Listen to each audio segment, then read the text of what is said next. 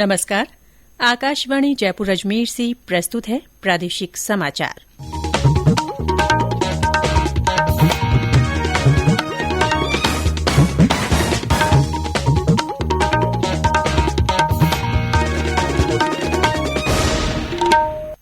मुख्य समाचार।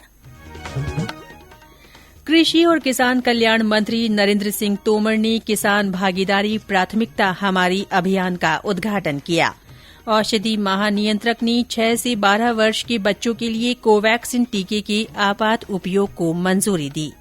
सूचना और प्रसारण मंत्री अनुराग ठाकुर ने लघु वीडियो संग्रह आजादी की अमृत कहानियां श्रृंखला का शुभारंभ किया। राज्य में तेज गर्मी के कारण जनजीवन प्रभावित, बिजली और पानी का संकट गहराया। और जालौर में चितलवाना तहसील के रणखार गांव में प्रदेश का 15वां कंजर्वेशन रिजर्व बनेगा।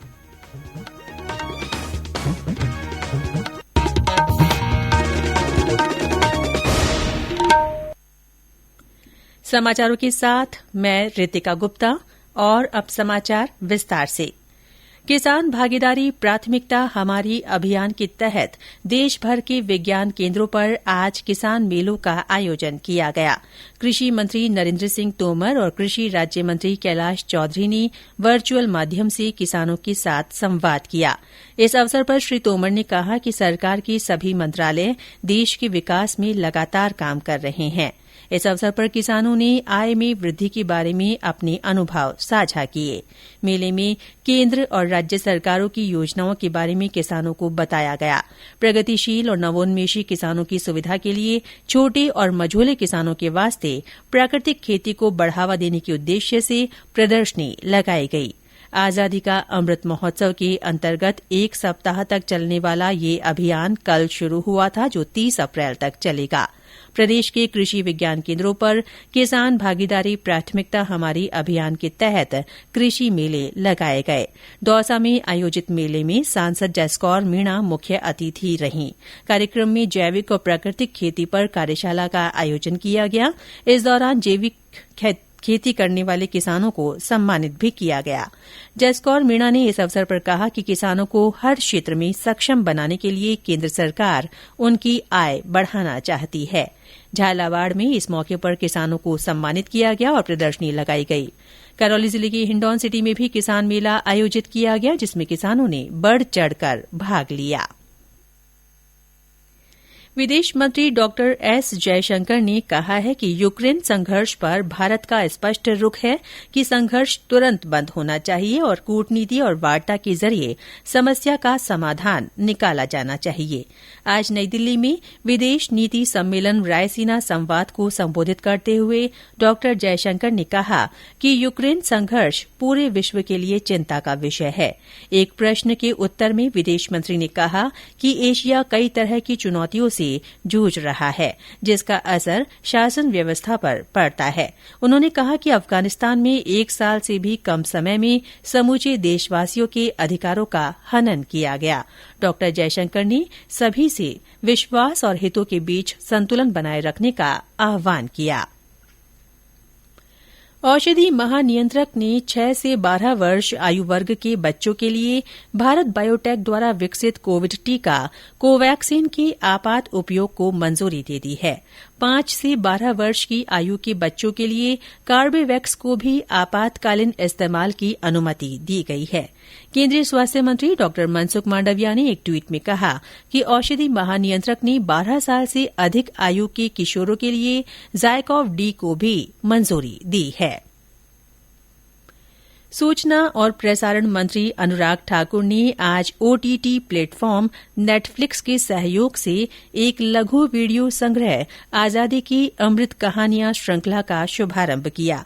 ये 7 भारतीय महिलाओं के बारे में प्रेरक कहानियों की एक श्रृंखला है, जिन्होंने भारत के लिए अकल्पनीय, असाधारण और लीक से हटकर योगदान किया। नई दिल्ली में आयोजित कार्यक्रम के दौरान श्री ठाकुर ने कहा कि इस संग्रह का लक्ष्य प्रेरक कहानियों को प्रकाशित करना है। उन्होंने कहा कि ये कहानियां अधिक लोगों को अपने लक्ष्य प्राप्त करने के लिए प्रेरित करेंगी।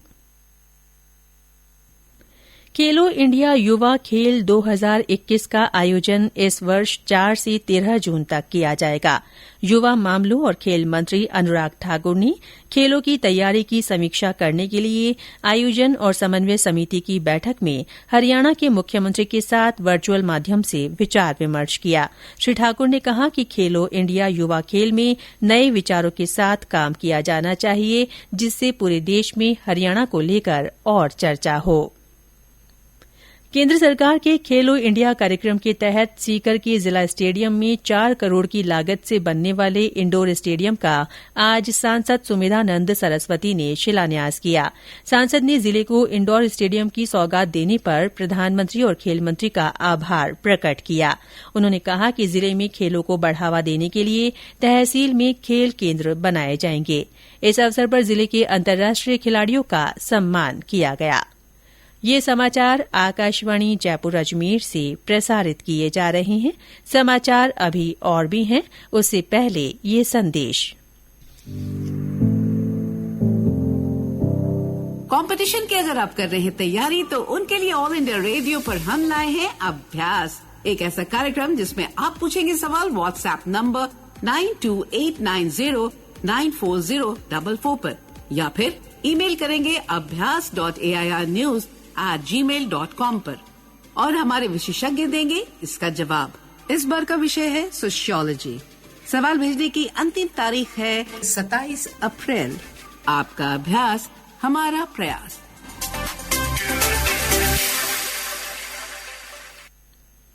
प्रादेशिक समाचारों में फिर से आपका स्वागत है। प्रदेश में तेज गर्मी के कारण कुछ जिलों में आज लू के हालात रहे। आज सबसे ज्यादा 45.1 डिग्री सेल्सियस तापमान बाड़मेर में रिकॉर्ड किया गया। जैसलमेर में 44.4 और बीकानेर में 44.1 डिग्री सेल्सियस अधिकतम तापमान दर्ज किया गया। मौसम केंद्र जयपुर के निदेशक राधेश्याम शर्मा ने बताया कि आगामी 24 घंटों में राज्य में 1 से 2 डिग्री सेल्सियस की और बढ़ोतरी होने की संभावना है। अगले 3-4 दिन जोधपुर, बीकानेर और जयपुर संभाग के जिलों में कहीं कहीं लू चलने की भी संभावना है। आगामी दिनों में राजस्थान में मौसम मुख्यतः शुष्क बना रहेगा, साथ ही तापमान में भी 1 से 2 डिग्री सेल्सियस की बढ़ोतरी होगी। 26 अप्रैल को जोधपुर संभाग के जिलों में कहीं कहीं तापमान 44 से 45 डिग्री सेल्सियस के बीच दर्ज हो सकता है। यानी राजस्थान में अगले 3-4 दिन हीट वेव की परिस्थिति बनी रहेगी। साथ ही साथ 27, 28 और 29 अप्रैल को पश्चिमी राजस्थान के बीकानेर, जोधपुर संभाग सहित पूर्वी राजस्थान के अजमेर संभाग में भी दोपहर के बाद दिन भर तेज डस्ट रेजिंग विंड्स, हवा की गति 30 से 40 किलोमीटर प्रति घंटा तक की दर्ज की जा सकती है। प्रदेश में बिजली की मांग बढ़ने के कारण ज्यादातर जिलों में सुबह और शाम बिजली कटौती की जा रही है। ऊर्जा विभाग के वरिष्ठ अधिकारियों के अनुसार पिछले साल की तुलना में बिजली की मांग 30% बढ़ गई है। ऊर्जा विभाग के प्रमुख शासन सचिव भास्कर ए सावंत ने आकाशवाणी को बताया कि प्रदेश में सुबह 2500 मेगावाट और शाम को 800 मेगावाट बिजली की कमी है। श्री सावंत ने कहा कि इसके चलते जरूरत के हिसाब से ग्रामीण और शहरी दोनों क्षेत्रों में कटौती की जा रही है। प्रदेश में बिजली और पेयजल संकट गहरा गया है। बिजली कटौती के कारण कई जगह पेयजल आपूर्ति गड़बड़ा गई है। श्रीगंगानगर में ग्रामीण क्षेत्रों में 1 से 2 घंटे बिजली कटौती की जा रही है। भाखड़ा नहर में 30 दिन संपूर्ण बंदी को देखते हुए इससे संबंधित इलाकों में सादुल शहर क्षेत्र में कई ग्रामीण इलाकों में 1-2 दिन छोड़कर पेयजल आपूर्ति की जा रही है। इस बीच भारतीय जनता पार्टी के मुख्य प्रवक्ता रामलाल शर्मा ने कहा है कि प्रदेशवासी बिजली और पानी की समस्या से त्रस्त हैं। जन स्वास्थ्य और अभियांत्रिकी मंत्री डॉ महेश जोशी ने कहा है कि विभिन्न शहरों में बहुमंजिला आवासीय भवनों में रह रहे लोगों की पेयजल समस्या को लेकर सरकार गंभीर है। उन्होंने इस संबंध में नीति बनाने के लिए कमेटी के गठन और 1 माह में रिपोर्ट देने के निर्देश दिए। डॉ जोशी आज जयपुर में बहुमंजिला इमारतों और निजी टाउनशिप में पेयजल कनेक्शन जारी करने के संबंध में बैठक को संबोधित कर रहे थे। केंद्रीय संसदीय कार्य और संस्कृति मंत्री अर्जुन राम मेघवाल की अध्यक्षता में आज बीकानेर में जिला विकास समन्वय एवं निगरानी समिति दिशा की बैठक हुई। श्री मेघवाल ने बताया कि बैठक में केंद्र प्रवर्तित 40 योजनाओं की समीक्षा की गई। जो भारत सरकार की योजनाएं होती है या जिनका पैसा भारत सरकार से आता है उनकी समीक्षा होती है। कैसे प्रगति चल रही है, प्रगति अगर धीमी है तो दिशा निर्देश दिए जाते हैं। उसी से संबंधित सारी योजनाओं की आज चर्चा हुई। आम जन तक उसका फायदा पहुंचे, पारदर्शिता भी हो, भ्रष्टाचार भी कम हो, टेक्नोलॉजी का यूज हो। इम्प्लीमेंटेशन पार्ट जो जे में कमजोर हुआ है वो उसके कारण हो पा रहा है, अन्यथा हमारी मॉनिटरिंग लगातार है। दौसा में सांसद जसकौर मीणा की अध्यक्षता में आयोजित बैठक में भारत सरकार की योजनाओं की समीक्षा की गई। राज्य सरकार ने जालौर जिले की चितलवाना तहसील में एक नया कंजर्वेशन रिजर्व घोषित किया है। इसे रणखार कंजर्वेशन रिजर्व नाम दिया गया है और ये प्रदेश का 15वां कंजर्वेशन रिजर्व है। इसके लिए रणखार गांव की 7,288.61 हेक्टेयर क्षेत्र को अधिसूचित किया गया है। इसमें करीब 1,061 हेक्टेयर क्षेत्र राजस्व भूमि है और 6,227 हेक्टेयर से ज्यादा वन भूमि है। जालौर जिले के उप वन संरक्षक यदविंद्र सिंह चोंडावत ने बताया कि मूल रूप से वहां जंगली गधों का संरक्षण किया जाएगा। कच्छ में वाइल्ड लाइफ सेंचुरी है तो वहाँ से वाइल्ड लाइफ जो है जालौर में उनका मूवमेंट होता रहता है, इसलिए हमने रणखार में इसको प्रोटेक्शन देने के लिए कंजर्वेशन रिजर्व डिक्लेयर करवाया है। जो वाइल्ड लाइफ की फेवरेट ग्रास है जिसे लाना घास बोलते हैं, ग्रास प्लॉट्स हम यहाँ पर डेवलप करेंगे। साथ ही नर्मदा का जो हमारा पानी यहाँ पर आ रहा है उस नर्मदा के पानी का डाइवर्जन हम इस एरिया में करेंगे ताकि इनको गर्मियों में पीने के लिए पानी मिल सके। इस एरिया का प्रोटेक्शन करेंगे ताकि इसमें एनक्रोचमेंट्स वगैरह न हो। बीकानेर में आचार्य तुलसी क्षेत्रीय कैंसर चिकित्सा एवं अनुसंधान केंद्र में 20 करोड़ रुपए की लागत से एक अतिरिक्त लिनियर एक्सेलरेटर लगाया जाएगा। इस मशीन के लगने से रेडियोथेरेपी के लिए आने वाले मरीजों को फायदा होगा। अभी इस संस्थान में लगभग 400 कैंसर मरीजों को रोजाना रेडियोथेरेपी दी जाती है। चिकित्सा मंत्री परसादी लाल मीणा ने कहा कि इस संस्थान में राजस्थान सहित पंजाब, हरियाणा, उत्तर प्रदेश और देश के विभिन्न राज्यों से हर साल 1 लाख से ज्यादा कैंसर मरीज उपचार के लिए आते हैं। श्री मीणा आचार्य तुलसी क्षेत्रीय कैंसर चिकित्सा एवं अनुसंधान केंद्र की गवर्निंग बॉडी की बैठक को संबोधित कर रहे थे। करौली जिले के हरलोदा पालड़ी की दुर्गम पहाड़ियों में आलुंदा माता का वार्षिक मेला आयोजित किया जा रहा है।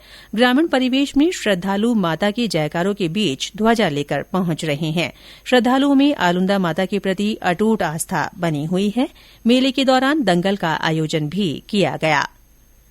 चूरू जिले के राजलदेसर कस्बे में पीलिया के रोगी बढ़ते जा रहे हैं। सरकारी अस्पताल में अब तक 50 से अधिक रोगी इलाज के लिए भर्ती हुए हैं। हमारे संवाददाता ने बताया कि मौसमी बीमारियों के मरीजों की संख्या भी बढ़ रही है। रोजाना 400 से अधिक रोगी जांच के लिए आ रहे हैं।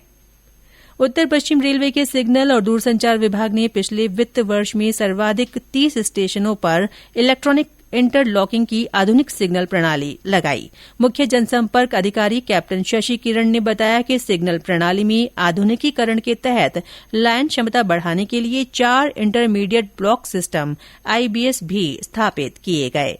और अंत में मुख्य समाचार एक बार फिर। कृषि और किसान कल्याण मंत्री नरेंद्र सिंह तोमर ने किसान भागीदारी प्राथमिकता हमारी अभियान का उद्घाटन किया। औषधि महानियंत्रक ने 6 से 12 वर्ष के बच्चों के लिए कोवैक्सीन टीके के आपात उपयोग को मंजूरी दे दी है। सूचना और प्रसारण मंत्री अनुराग ठाकुर ने लघु वीडियो संग्रह आजादी की अमृत कहानियां श्रृंखला का शुभारंभ किया। राज्य में तेज गर्मी के कारण जनजीवन प्रभावित हो रहा है। बाड़मेर में 45.1 डिग्री सेल्सियस तापमान दर्ज किया गया। गर्मी के कारण बिजली और पानी का संकट गहरा गया है। और जालौर में चितलवाना तहसील के रणखार गांव में प्रदेश का 15वां कंजर्वेशन रिजर्व बना। इसी के साथ प्रादेशिक समाचार बुलेटिन समाप्त हुआ। नमस्कार।